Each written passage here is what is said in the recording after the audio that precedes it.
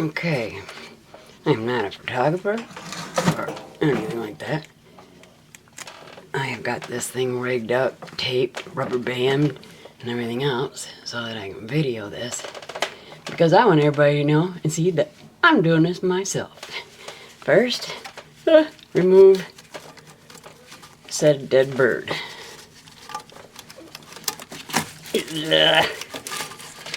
It's petrified. Okay. Alright.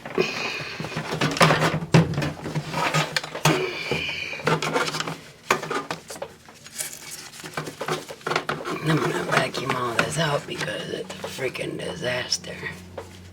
Alright.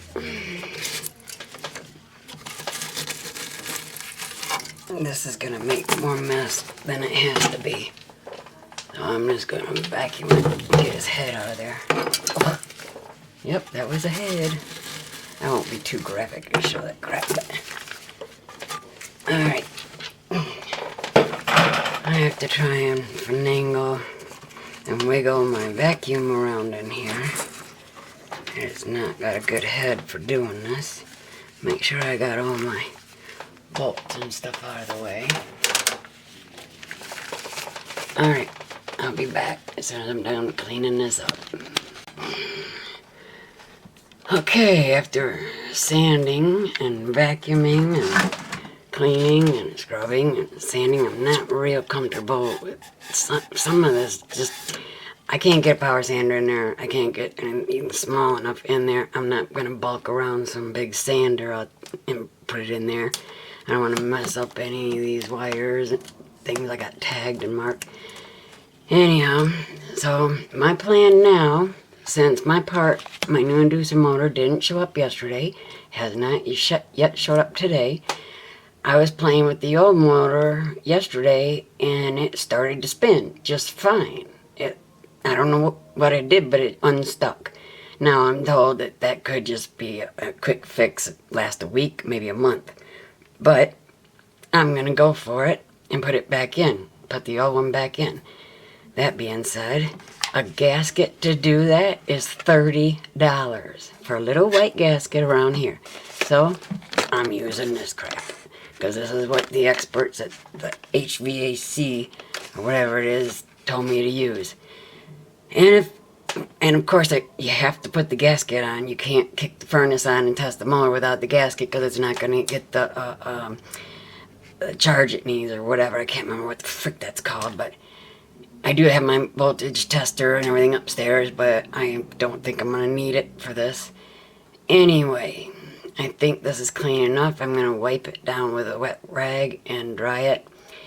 Apply the gasket, put the old motor back in, and see if it fires up in an hour.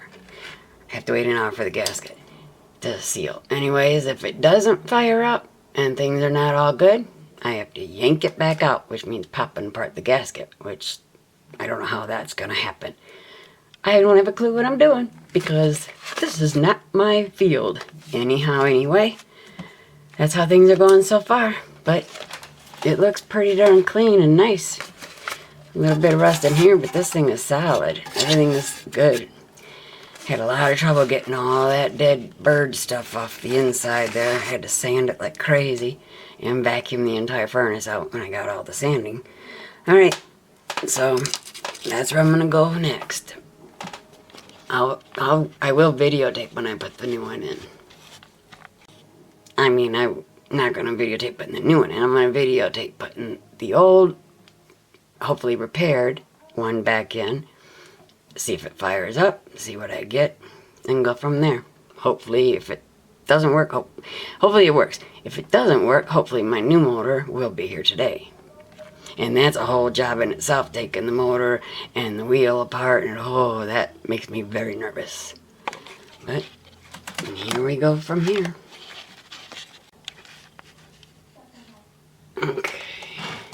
I'm having a lot of trouble getting this video camera to stay put while I'm doing this. But here is the inducer motor. I should have put the camera back there more. Yeah, I'm going to take it off and do that. Actually, I Hey, hey, hey. I think that's gonna be better back there. Right up. I don't want me in the shot. Okay. I can't zoom in a little bit. Well, here's the big picture of exactly what I'm doing. I don't want me in the shot. Okay. This is inducer motor and fan. Alright. And it is going to go with a lot of fun things. Alright, yep, I got my ground back on.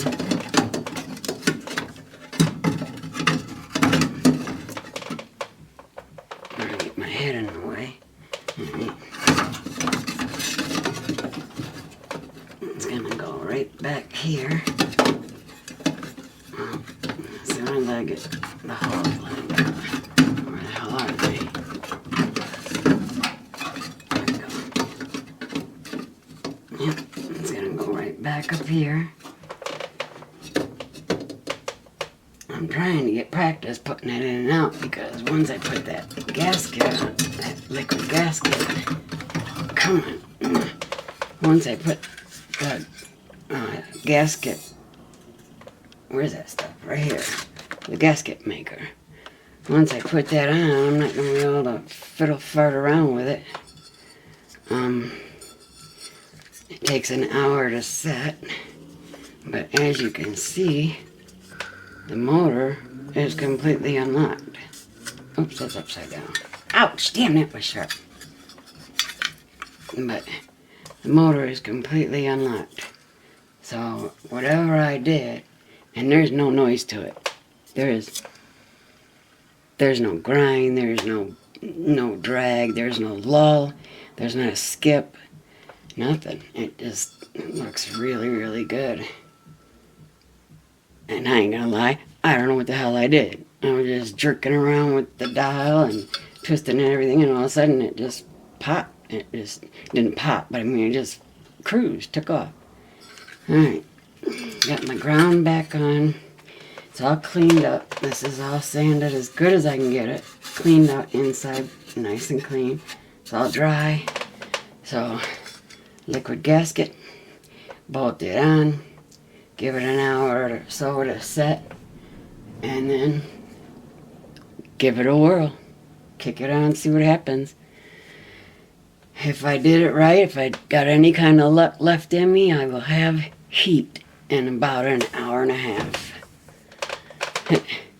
Alright, I'll be back. Okay, I made my gasket.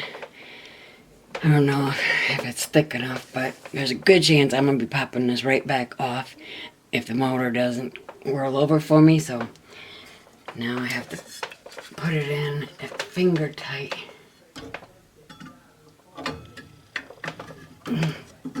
Not easy with forming your own gasket because it's going to smear everywhere.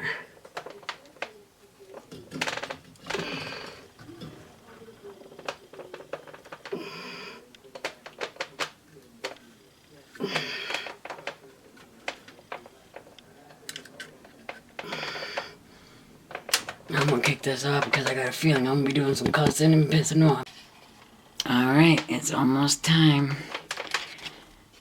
It looks like it's setting good. And I don't see a whole lot of, I don't see any drippage, any mess. I do see some stuff I want to vacuum out before I fire it up. And then torque it down. We'll see what happens. Wish me luck.